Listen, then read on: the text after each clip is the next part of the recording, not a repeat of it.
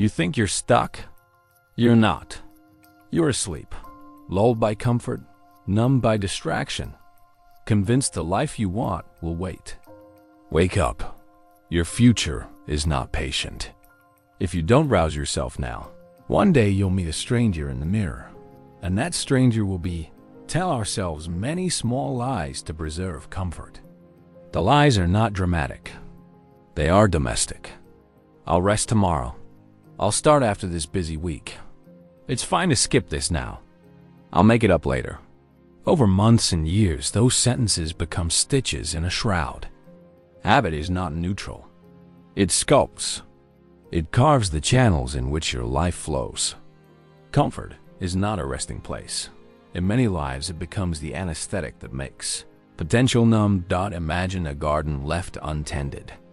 At first, a weed here, a vine there. No problem.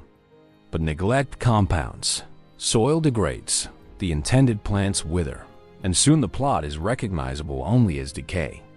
Your inner life is the same. The morning you choose sleep over strain just once, it's almost painless. Do it twice, thrice, and you've negotiated away part of yourself. Those small concessions are not trivial.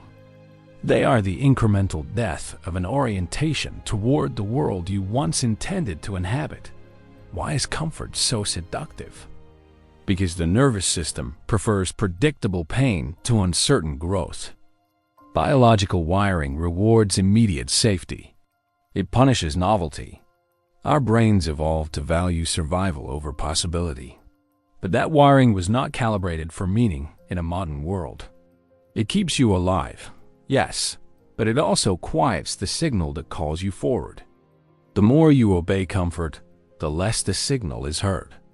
The less the signal is heard, the quieter the soul becomes. Eventually, the soul sleeps so deeply that it only remembers in fragments the dream of what you could have been. There is also a social economy to comfort. Habits become social expectations. Family roles, work rhythms, community rhythms, all of them reward predictability. The thrill of being known is real, and there is honor in reliability. But what happens when reliability becomes obedience to an identity that no longer serves growth? You trade novelty for approval. You trade risk for belonging. You conspire with your environment to remain the same. People will thank you for your steadiness. Your deeper self will mourn. Recognizing the sleep requires an act of attention, noticing the place where you stop challenging yourself. Is it in your mornings, where a half-awakened scroll fills hours you could have used for creation? Is it in your relationships, where small acts of avoidance keep intimacy at bay? Is it in your craft, where "I'll get around to it" becomes a permanent setting? The wakeful person learns to read the contour of inertia. They map where the mind favors low friction and begins to reintroduce friction deliberately. The antidote to habitual sleep is not dramatic heroism. It is structural friction. Create tiny obstacles for the old patterns. If you find yourself endlessly scrolling at night, leave the phone in another room and put a book by the bed. If you default to comfort by saying "later," set a rolling 20-minute timer and act. Interrupt the default. Habits flip when you choose the micro-inconvenience that favors your future self. You're not fighting destiny with willpower. You're redesigning the environment so the future you gains momentum. Becoming awake is also a slow reclamation of language. Stop using "I'll" as a sanctuary for postponement. Replace it with small present verbs. I read for 20 minutes now. I clear one message. I walk 10 minutes. The language you use to your inner self programs your nervous system. When your words are promises to yourself today, you train the psyche to respect the present. Small promises kept are the scaffolding of a new identity, one that resists the siren call of comfort. Finally, accept the grief that comes with waking. The old life you once defended will protest. Friends and family will notice a change and feel threatened by it. The person who has rested in your stead will cry foul. That's normal. Growth is not social convenience.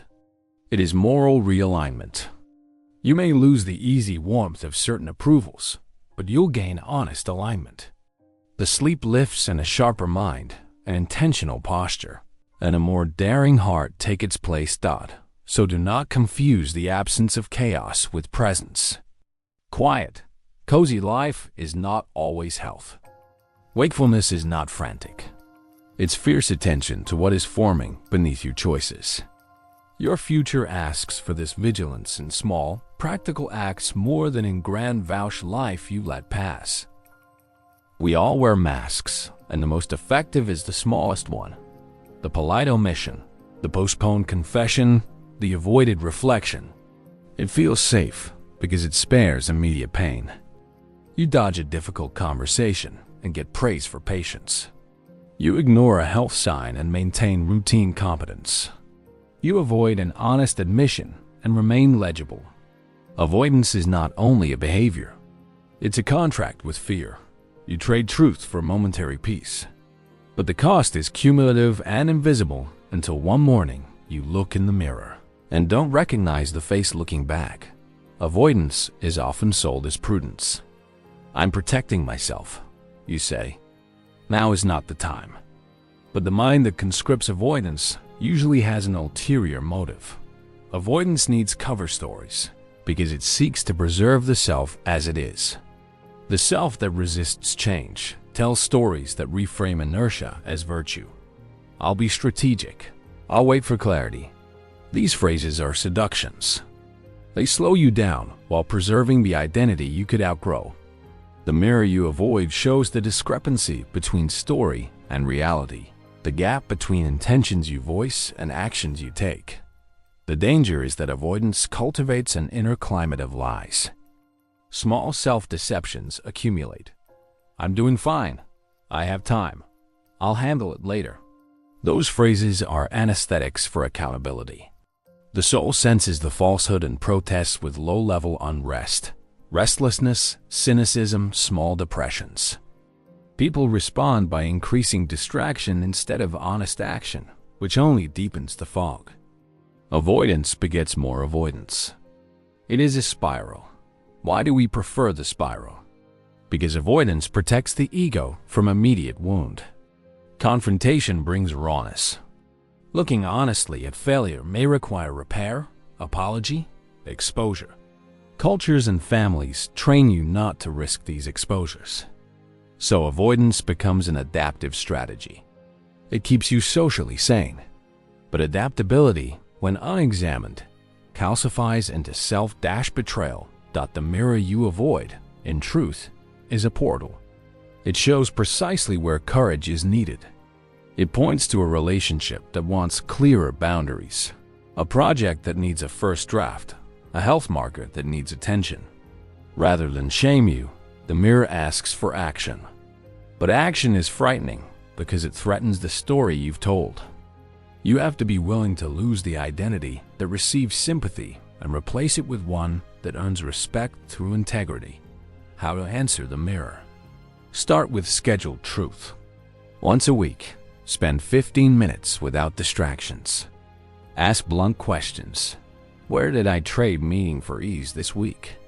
What did I avoid saying? What habit drained me? Don't editorialize. Record. Then respond with one small corrective action. The mirror is not cured by analysis.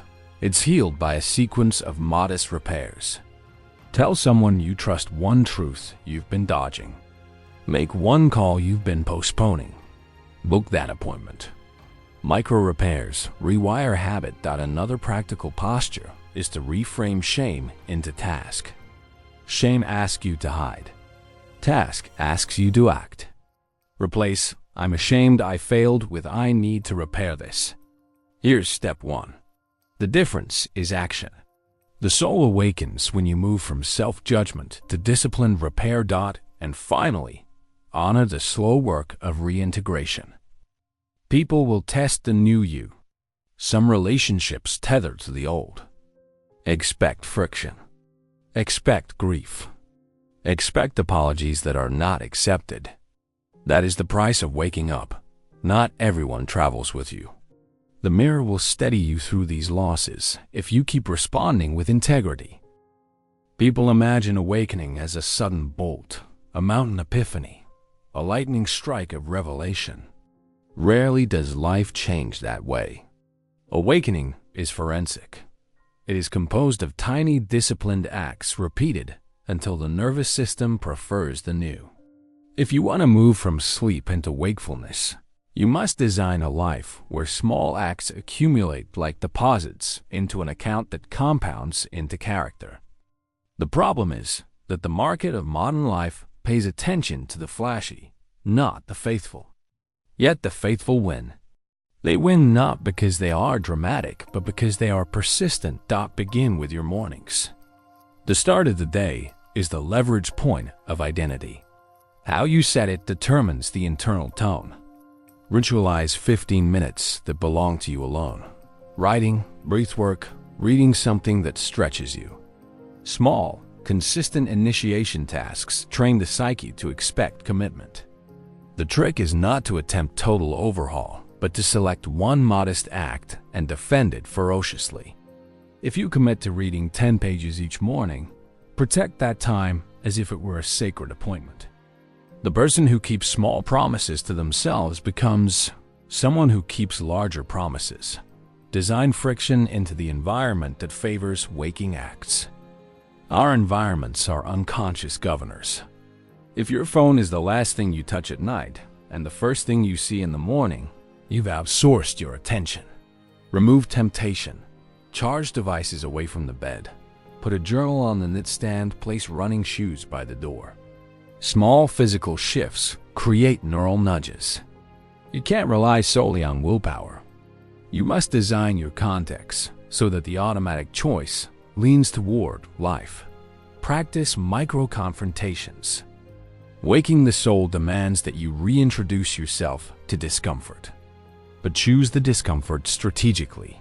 Brief, controlled, repeatable. A cold shower for 60 seconds. A 5-minute plank. A short anxiety-provoking phone call you've postponed. These micro-exposures train your tolerance for unease. They teach the nervous system that discomfort is survivable, even generative. As tolerance grows, the threshold for action lowers. The person who can tolerate small unease can take larger steps when the moment demands it. Cultivate attention anchors. Use small rituals to tether your day to values. A midday pause to ask what matters most now. An evening note of 3 small wins. These anchors keep the future self present. The mind naturally wanders to ease and novelty. Deliberate anchors pull it back to purpose. Over time, these anchors form the scaffolding upon which larger projects can stand without collapsing into distraction. Reclaim the language you use with yourself. Saying, "I'll do it later," is a tiny suicide for your capacity. Replace future caveats with present verbs. I write for 20 minutes now. I call now. I move now. Language is the Courage is mystified. We mistake it for heroics, for stage moments, for a single brave act captured on social feed. Real courage is less theatrical and more domestic. The daily decision to tolerate short pain in exchange for long gain. The person who wakes is not someone who leaps without fear. They are someone who, in the interior, decides that discomfort will no longer be a veto. This is relearning risk, seeing it not as a threat but as a teacher. Risk in the modern sense carries a currency of shame. Many avoid risk because they fear exposure. They fear being judged, seen as a fool, failing publicly. That fear is the old self's natural defense. It asks to be protected because it equates exposure with annihilation. But the waking person learns otherwise. Exposure is the currency of authenticity. The more you risk in small, honest ways, the more you collect evidence that you can survive and learn from the result. Start small. Speak one truth you usually omit. Admit a mistake. Offer help you risk appearing needy for. These are low-stakes acts of bravery that resculpt identity. Adopt a practice of recalibrated fear. When the mind screams risk, ask it to show the worst realistic outcome and the actual probability of its occurrence. Dissect the fear into its core components: loss, humiliation, inconvenience. Often humiliation is temporary, loss reparable, inconvenience manageable. When you name the true cost rationally, the shadow of fear shrinks. This is not intellectual bravado. It is sober arithmetic that frees action from irrational paralysis. Cultivate a scaffold of accountability. Risk without support can feel like reckless aggression, but risk with witness is practice. Find a small circle, 1 or 2 people, who will hold you to small risks, who will not soothe you by enabling avoidance, but will also not abandon you in embarrassment. Accountability softens the social cost of trial and amplifies learning. Anticipate and practice repair. Part of avoiding risk is fear of irreversible damage. But many presumed irreversible outcomes are repairable when faced with humility and straightforward action. Make a habit of immediate repair. If a call goes badly, follow up with an honest note. If a project fails, list 3 lessons and 1 rewrite. Repair practices inoculate you against the catastrophic narrative your mind rehearses and allow risk to be approached as experimentation. Finally, celebrate the moral courage that underpins risk. The most important risks are not selfish gambits for success, but ethical moves that align life with values. Saying no when you should. Stepping away from destructive patterns. Investing in relationships that demand integrity. These risks often feel most dangerous because they threaten immediate benefit. Yet they pay the truest dividends. A life you can inhabit with dignity. Risk is a teacher, not a tyrant. Learn from it, practice it, scaffold it, repair around it, and you will find fear shrinking while presence grows. Imagine a future version of you, not perfect, not mythical, but wise enough to look back and say, you did well. That version is not a fantasy, but a probable outcome of tiny decisions kept over years. The meeting with that future self is inevitable. The only question is whether you arrive awake or asleep. Arriving awake is ethical and practical. It requires that you structure your life in a way your future self thanks you for. First, create protocols for alignment. Set weekly reviews with fortune. A short ritual where you track one thing that advanced who you want to become and one thing that pulled you back. Use simple metrics. Minutes of focused work, number of honest conversations, days you slept well, acts of service you performed. These protocols are not rigid tyranny. They are navigational instruments. They keep you honest and offer gentle course correction before small slippages calcify. Second, practice future literacy. Speak to your future self in present tense. Write letters to them. Ask, what will you need that I can give now? This reorients sacrifice from vague noble purpose to concrete sustenance. Invest in what your future self will thank you for: health, skill, relationships, reputation. Spend time like money. Deposit where compound interest accrues. Third, steward relationships with intention. Your future self will be supported by the people you keep close now. Choose companions who visit your highest capacity. Remove or reduce ties that reward shrinkage. That thinning is painful, but it's also necessary. The future is social as well as personal. The company you keep scaffolds possibility. Fourth, honor the repair economy. If you make mistakes, and you will, repair immediately and without drama. The future self you meet will not admire perfection, but responsibility. Own errors, make amends, adjust practices. This habit creates trust inside and outside your life. Fifth, learn to celebrate soberly. Gratitude is a muscle. The future arrives most fully for those who can mark small wins without losing sight of the work left to do. Ritualized gratitude reduces the hunger for external validation and steadies motivation. Finally, Practice arrival rehearsals. Spend an hour imaging the future conversation. What would that wiser you say? Let that voice instruct small acts today. If your imagined future self is stern, let them help you tighten discipline. If they are tender, let them help you offer yourself grace for effort. Use that voice as a consistent advisor. The meeting is merciful because it gives you a second chance every morning.